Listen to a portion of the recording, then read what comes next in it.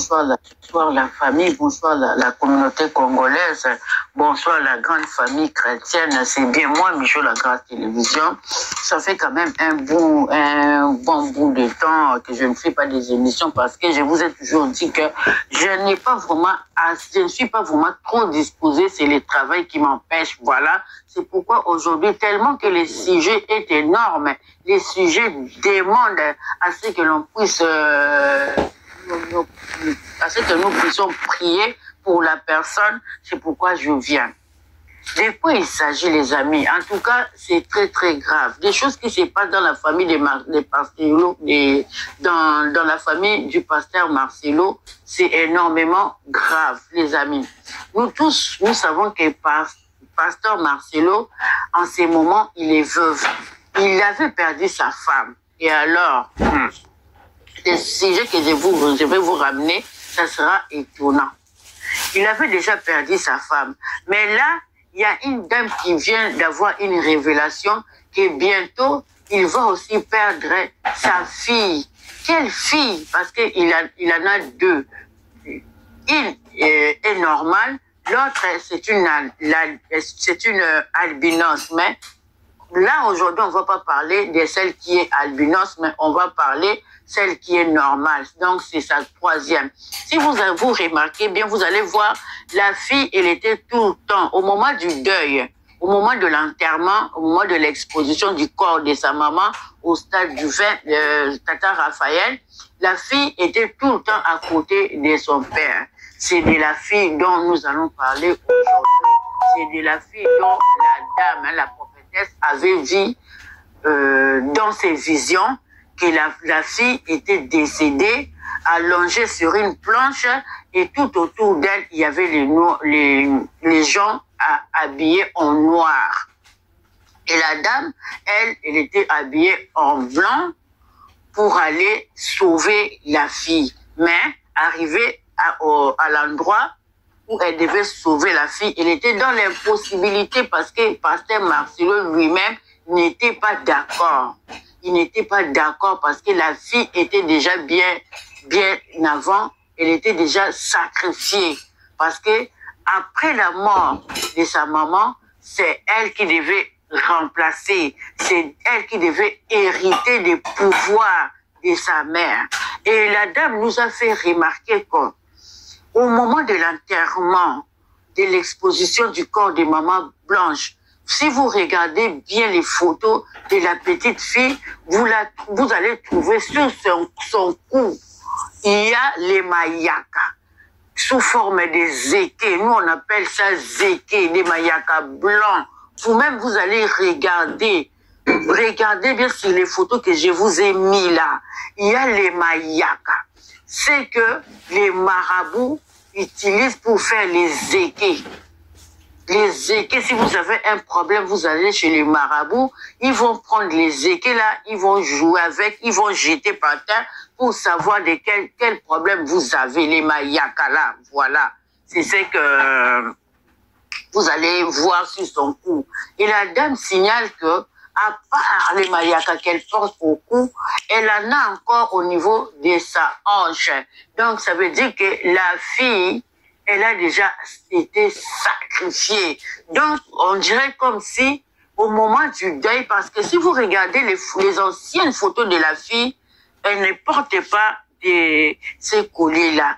C'est comme si, au moment du deuil, c'est là où qu'elle avait porté. Mais je ne sais pas. Nous tous, nous avons vu ça, mais tellement...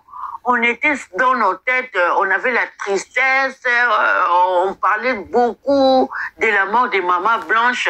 Ces petits détails, personne n'a pu faire attention à ça. Et alors, comme Dieu aime toujours le bonheur de ses enfants, Dieu aime toujours nous sauver, alors c'est alors que Dieu a révélé à cette dame ces petits détails que nous tous, nous avons oublié de regarder, de voir. Parce que ce n'est pas normal quelqu'un qui prie, un chrétien, un pasteur, puisse accepter que sa fille, sa propre fille, puisse porter quelque chose que les marabouts, que les féticheurs utilisent dans leur pratique. C'est un peu louche. Alors, pour ne pas aller trop loin, parce que si je commence à expliciter, à entrer dans les détails, les gens vont croire que ces messages viennent de moi, alors que moi, je ne suis pour rien.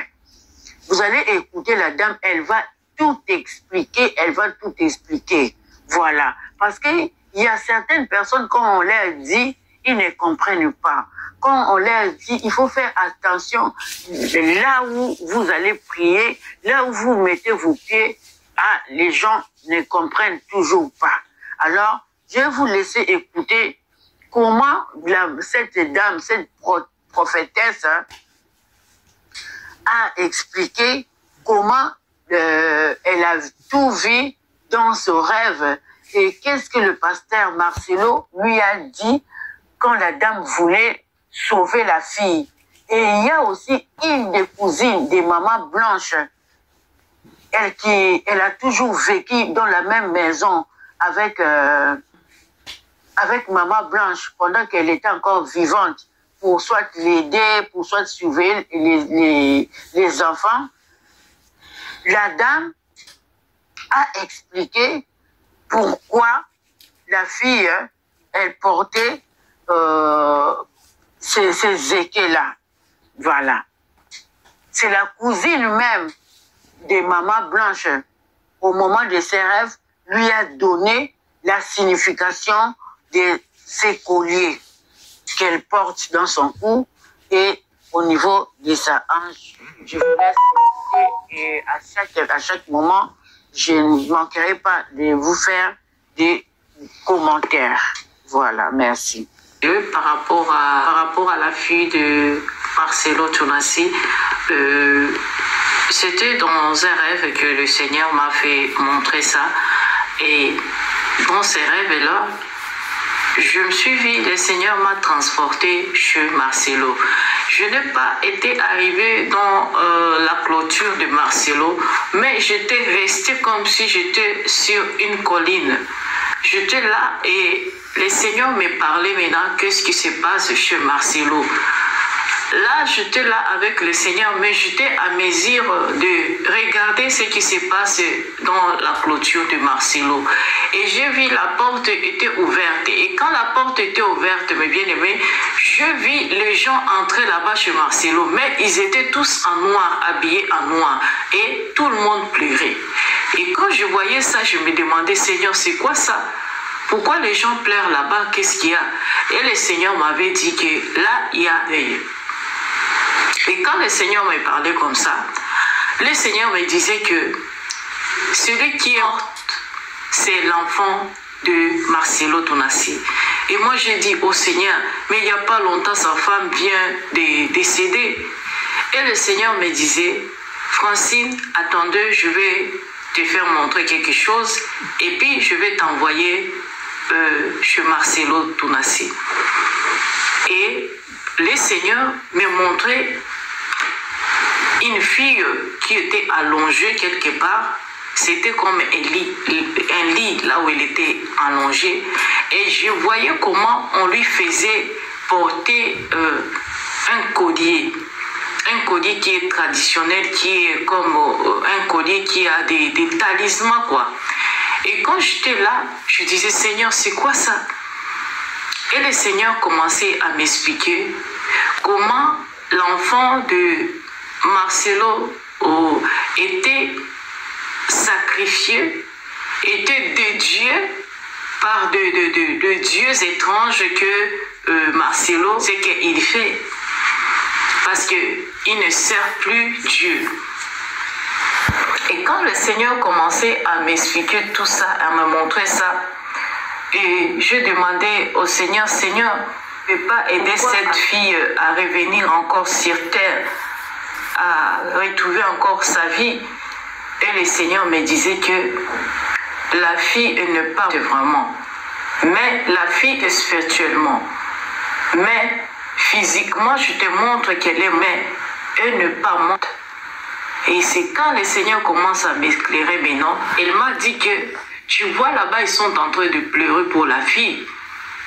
C'était ça. spirituelle. Et là, je disais, Seigneur, je vais aller prier pour cet enfant pour qu'il puisse encore retrouver sa vie. Et le Seigneur me disait, attendez, je vais te dire ce que tu vas faire. Et le Seigneur me disait, tu sais pourquoi elle est morte? Je dis, pourquoi, Seigneur? C'est à cause de ce que son père et sa mère faisaient. Et là, je dis, Seigneur, donc cette fille, elle est sacrifiée aussi. Le Seigneur me dit qu'elle aime spirituellement. Et le Seigneur me dit, tu peux aller vers elle. Et ce que tu vas demander, tu demandes qu'on enlève le collier que la fille, elle était en train de porter. Vous voyez le collier là comme, je ne sais pas, on appelle ça des colliers de coquilles. Beaucoup de marabouts, de féticheurs, des gens qui font des histoires là, de magie, des histoires là de gris-gris, tout ça. Donc les féticheurs aiment utiliser ces coquilles là, des petits colliers là-bas qu'on fabrique. C'est traditionnel vraiment. Et je pense que ça y est, si la photo là où la fille elle était à l'enterrement de sa maman blanche. Voilà, je vous avais dit, si vous regardez les images, même les photos de l'enterrement des mamans blanches, vous allez voir la petite fille, elle était tout le temps collée à son père. Mais si vous regardez sur son cou, vous allez voir les coquilles là. Elle dit coquille, ben, à Lingala, nous on appelle ça maïaka, les équés, c'est blanc. Vous savez, si vous partez au marché de Matete là où on vend les trucs des bokoko, voilà. Les trucs là des bokoko, vous allez trouver ça. Ils en vendent. Ce sont souvent les Ouest-Africains qui ont souvent l'habitude d'avoir ça. Après, il y a une époque aussi, les gens utilisaient ça pour mettre comme sur les cheveux, voilà. Mais bon, c'est pas bon quoi. Quand elle était décédée, sa fille, elle avait un collier là. Je vois sur la photo là-bas. C'est ce que j'avais vu et c'est ce que le Seigneur m'avait dit. Va enlever le collier là sur cette fille-là et ce qu'elle avait encore sur le bras. Et elle avait encore un autre truc. C'était au niveau de sa hanche. Et quand j'étais partie, le Seigneur m'a fait entrer chez Marcelo, je n'ai pas marché, je me suis retrouvée, je suis déjà là dans la clôture de Marcelo Tonassi. Et quand j'arrive là-bas, tout le monde me demandait d'où vient cette dame parce que moi, je n'étais pas habillée en noir comme eux. Moi, j'étais en blanc et eux, ils étaient en noir, tout le monde là-bas. Moi, quand j'ai entré là-bas, tout le monde me regardait parce que j'ai fait comme... j'attire l'impression de gens. Et quand j'étais là-dedans...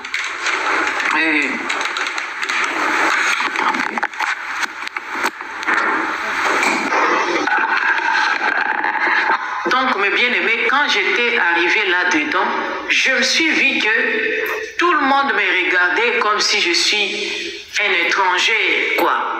J'étais étrange avec eux. Tout le monde me regardait. Et je venais là-bas, je rentrais, je me suis approchée là où il y avait des gens auprès du corps de la petite. Et moi, j'étais là. Et j'ai vu la petite, elle était allongée là-bas dans le cercueil. Et moi, j'étais arrivée là-bas, je commençais à leur parler, à leur dire, est-ce que vous pouvez me laisser, je vais prier pour la petite, pour qu'elle se réveille. Tout le monde me regardait là-bas. Et Marcelo n'était pas là-bas quand j'étais arrivée. Marcelo était à côté avec des hommes. Et les dames qui étaient là-bas m'ont dit, pourquoi tu veux prier pour elle? J'ai dit, non, c'est le Seigneur qui m'envoie.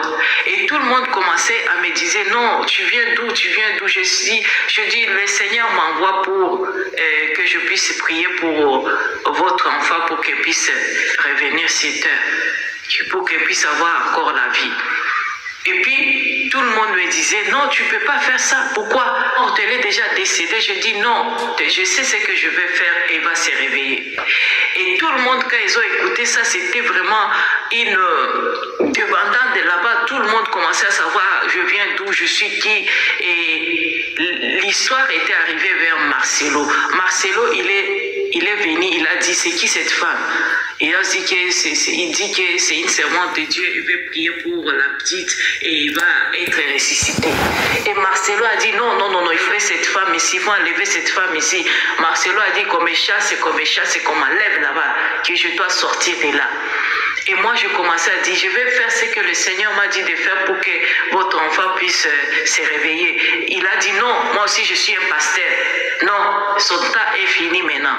Et c'est comme ça que Marcelo ne voulait pas que je puisse arriver à faire ce que le Seigneur m'avait envoyé pour faire si sa fille. Et quand les gens commençaient à me faire enlever dans la clôture de Marcelo, et moi je partais, et quand je voulais partir maintenant, tout le monde me laissait parce que je voulais partir, je dis je vais partir, il n'y a pas de problème. Et quand je voulais partir, je voulais sortir maintenant, c'est là que je me suis retrouvée avec une fille, juste à la portail, déjà j'étais déjà sortie, mais la fille elle venait courir derrière moi. Et cette jeune femme, elle m'a dit, oh madame, excusez-moi ma soeur, excusez-moi. Je dis, qu'est-ce qu'il y a? Et c'est là où elle a commencé à me parler maintenant. Elle dit que je vais te dire quelque chose. Je dis, quoi? Et là, elle commence maintenant à me parler. Elle a commencé à me dire que moi, je suis la cousine à Maman Blanche. Et je vis avec eux depuis longtemps, je suis là. Je dis, ah bon? Et je lui ai dit, pourquoi tu ne peux pas aider maintenant ta cousine que sa fille puisse revenir sur terre vraiment? Parce que le Seigneur m'a dit qu'elle peut encore retrouver sa vie. Mais il faut que je puisse prier pour elle et j'enlève ce collier-là qu'elle a sur le cou et sur son bras. Et si il y a encore autre chose là-bas que je dois enlever. Et c'est quand la fille là, elle a dit que tu es vraiment sérieux, je dis oui. Et puis la fille là, elle commence à me dire que le collier là, c'est Marcelo et Maman Blanche qui lui avait dit que quand elle ne sera plus là, c'est elle qui prendra le pouvoir de sa maman. Alors je dis waouh, donc le collier là-bas, Marcelo et ta cousine, Maman Blanche, savait pour ça. Elle a dit oui, elle savait. Et c'est pourquoi on l'avait fait porter ces colliers-là les jours-là. Parce que ça a quelque chose comme puissance de la famille. Et on l'a déjà consacré à ma nièce là, la troisième enfant de Marcelo. Et là, quand il était en train de m'expliquer ça, j'ai dit, ah bon, alors, qu'est-ce que tu peux faire aussi? Parce que toi, tu es de la famille, alors tu peux aider ta nièce à retrouver la vie si tu crois que Jésus-Christ peut lui donner encore sa vie. Et là, dit, c'est difficile parce que Marcelo, elle connaît ça. Marcelo, elle connaît ça. Et même ma soeur, sa cousine, Maman Blanche qui était décédée, elle connaissait aussi à propos de ce bracelet-là, de ce collier-là. Et c'est de là que je dis à cette sœur, je dis, en tout cas, je suis désolée, mais au moins que tu as déjà la connaissance de ce que je voulais faire par rapport à ça. Donc, on l'a déjà consacré, on l'a déjà dédié à des dieux étranges. Donc, dans sa vie, elle perdra aussi sa vie comme sa maman étant encore jeune. Alors, mes bien-aimés, je viens partager avec vous cette vision que le Seigneur m'a fait grâce de me révéler pour sauver la vie de cette fille-là. Si tu es de la famille, tu peux partager ça pour qu'il puisse savoir ce qui est là. C'est pour sauver la vie de quelqu'un. Alors moi je viens parler ça ici, ce n'est pas pour polémique ou pour chercher des baises comme vous voulez, vous pouvez dire tout ce que vous voulez, mais ce n'est pas aujourd'hui que le Seigneur m'a révélé ça. Il y a des enfants de Dieu qui sont autour de moi que j'avais déjà partagé ces visions-là.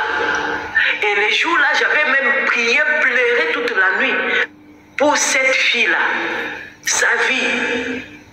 Parce que moi, je vis qu'elle était morte. Mais le Seigneur, elle vit c'est spirituel qu'elle est morte. Mais sa musique ne sera pas comme lui, il avait prédestiné ça parce que sa fille, elle sacrifiait déjà sa fille à des dieux étranges. Bien-aimés dans le Seigneur, quand nous venons de poser une révélation de la part de Dieu, c'est pour un but quelconque, pour sauver une personne, pour que tu puisses être vigilant, parce que Dieu nous révèle des choses, ce n'est pas pour garder ça, non, il y a des choses que Dieu permet que nous puissions partager ça aux autres pour que ça puisse leur aider. Et c'est pourquoi vous allez dire que pourquoi on n'appelle pas ces gens-là. Moi, je ne pouvais pas chercher à contacter Marcelo ou quoi, parce que le Seigneur m'a tout montré. Il m'a tout montré, donc je ne pouvais pas faire ça. Moi, je fais ça seulement pour sauver la vie de cet enfant-là. Et plus tard dans sa vie, si elle se retrouve avec des problèmes, peut-être il y a quelqu'un qui pourra lui dire ça et elle pourra chercher sa délivrance. Parce que vous avez tout compris ce que j'ai vécu dans ma vision-là. Alors, ce que Dieu nous révèle, c'est une grâce. Et si c'est une grâce, la grâce, ce n'est pas à nous. La grâce, c'est à donner aux autres pour les aider. Ce que je fais, c'est pour épargner cette fille qu'elle est en train de vivre spirituellement. Et le Seigneur m'a montré que la fille-là de Marcelo, elle a des maladies. Elle est sensible. Vous êtes censés à prier pour les enfants, les femmes de pasteurs. Parce qu'il y a des enfants qui sont victimes des choses de leurs parents. Et vous les voyez, vous voyez que ce sont des serviteurs de Dieu. Au moment où ils ne sont pas de vrais serviteurs de Dieu. Au moment où ils ont déjà sacrifié leurs enfants, leurs femmes, leurs cousines, leurs cousins, leurs oncles, leurs tantes. Ils ont déjà sacrifié leur vie. Alors, bien-aimés, la parole de Dieu nous dit que nous devons discerner toutes choses. Si tu n'as pas le discernement des esprits, tu ne peux pas comprendre tout ça. Et Dieu nous parle tantôt d'une manière ou d'une autre. C'est maintenant à nous d'écouter et de prier pour que Dieu puisse nous dire ce qu'il voulait nous passer comme message. Alors, bien-aimés dans le Seigneur, si vous êtes des fanatiques de Marcelo, vous allez me taxer de tout et de rien. Mais moi, je dis ce que le Seigneur m'a révélé. Et c'est pour sauver la vie de cette fille. Parce que le Seigneur ne m'a pas dit de ne pas faire ça. Parce qu'il m'a appelé pour aller voir ce qui se passe dans la vie de cette fille. Que moi je vis que de Marseille, c'est qu'il voulait nous passer comme message. Alors, bien-aimés dans le Seigneur, si vous êtes des fanatiques de Marcelo, vous allez me taxer de tout et de rien. Mais moi, je dis ce que le Seigneur m'a révélé. Et c'est pour sauver la vie de cette fille. Parce que le Seigneur ne m'a pas dit de ne pas faire ça. Parce qu'il m'a appelé pour aller voir ce qui se passe dans la vie de cette fille. Que moi je vis qu'elle est... Mais gloire à Dieu, le Seigneur m'a révélé que ce n'est pas mort physique qui va lui rencontrer, mais elle est déjà morte spirituellement. Mais bien aimés, je vous dis, il y a des femmes de ces soi-disant serviteurs de Dieu qui souffrent. Je vous dis qu'ils souffrent. Et si vous avez déjà écouté des vidéos de Marcelo, un jour, il parlait qu'elle se se sont séparés 5 fois. Mais il n'avait pas dit pourquoi ils se sont séparés 5 fois. Mais dans ces choses-là, il n'a pas mentionné pourquoi cette séparation-là. Mais moi, le Seigneur m'a révélé pourquoi ils étaient en train de se séparer toujours. C'est pourquoi je vous dis, quand vous voyez que quelqu'un il est en train de témoigner, soi-disant témoigner, soi-disant vous enseignez par rapport à leur vie, mais ils ne sont pas en mesure de vous donner de vrais détails dans tout ce qu'il vous dit, il vous raconte. Donc il y a quelque chose qui est louche, qui n'est pas vrai. Il y a quelque chose qui est caché dans ce qu'il est en train de vous parler. C'est pourquoi je vous dis, moi, méfiez-vous de ces gens-là qui vous disent qu'ils vous partagent l'expérience de leur vie au moment où ils cachent de vraies versions. Ils cachent de vérités. Alors, ils ne pouvaient pas vous dire pourquoi ils s'étaient séparés 5 fois. Vous comprenez ça? Alors, moi, je ne vais pas entrer là-bas en détail. Moi, ce que je voulais faire, c'est pour sauver la vie de l'enfant de Marcelo. Comme le Seigneur m'a envoyé. Je n'ai pas de problème avec quelqu'un. Moi, je fais que la volonté de Dieu. Et ce que nous faisons, nous ne luttons pas contre la chair et le sang, mais contre les esprits. Alors, mes bien-aimés, vous êtes là pour commenter, critiquer, mais nous... Voilà la famille. Vous avez écouté la dame. Elle a bien expliqué tout ce qu'elle a vu dans son rêve. Alors, les amis, elle a dit, la fille ne va pas être, elle sera pas morte physiquement, mais c'est une mort spirituelle. Vous-même, vous savez, quand spirituellement vous êtes décédé, ça veut dire que donc, vous allez vivre seulement pour vivre. Il y aura toutes les attaques des ennemis, ça va vous atteindre. Il y aura des blocages dans votre vie. Vous pouvez même aller chercher du travail, on prend les autres, vous, on ne vous voit même pas. Parce que spirituellement, vous êtes décédé.